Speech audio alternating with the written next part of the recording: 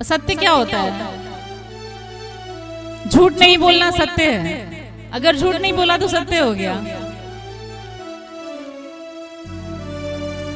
देखिए, सत्य वो है जो कभी भी नहीं बदलता, किसी के लिए नहीं, न राम के लिए, न श्याम के लिए, न सीता के लिए, गीता के लिए। सुबह शाम दोपहर सर्दी गर्मी, आप अमेरिका में बैठे हो, राजस्थान की धरती पे बैठे हो, या संसार के किसी भी कोने में चले जाएं। अच्छा, मैं एक प्रश्न करती हूँ आपसे।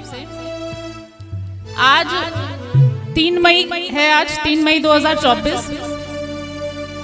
तो कथा पंडाल में जितने लोग हैं, एक प्रश्न का उत्तर दें। आज सूर्योदय कौन सी दिशा से हुआ था?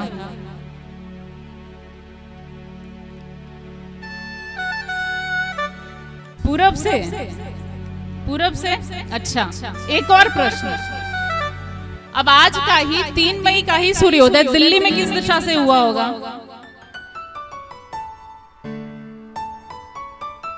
दिल्ली में दिशा बदल गई? कौन सी दिशा से हुआ सूर्योदय? बताओ। पूरब? पूरब से ही हुआ। 4 मई 2024, यानी कि अगला दिन। अब अगले दिन सूर्योदय कहां से होगा? पश्चिम से होगा क्या? उत्तर से? नहीं, पक्का?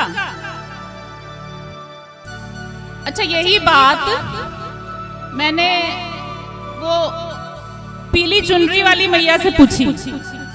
उनसे मैंने पूछी कि 3 मई को, आपसे ही पूछ रही हूँ, आप पीछे देख रहे हो, 3 मई को सूर्योदय कहां से हुआ? तो वो मैया क्या उत्तर देगी? पूरब? आपसे पूछा कहां से हुआ सूर्योदय? पूरब? सरपंच साहब जी से पूछा कहां से हुआ सूर्योदय? पूरब?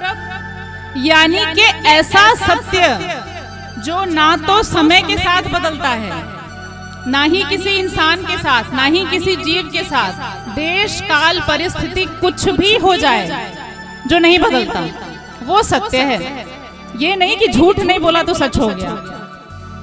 झूठ नहीं बोलना तो सत्य को छिपाने के लिए भी अश्वत्थामा हतो एक प्रसंग आता है ना महाभारत का, वहां भी तो झूठ नहीं बोला गया था, लेकिन उसने सत्य को छिपा लिया था।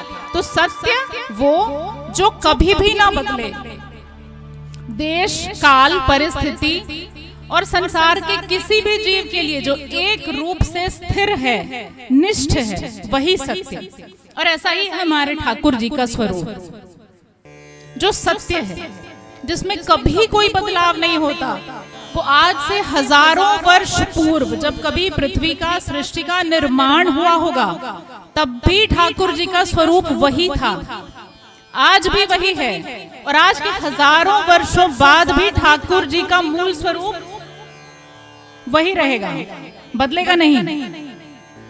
तो ये हो गया सत्य, उनका पहला स्वरूप सत्य।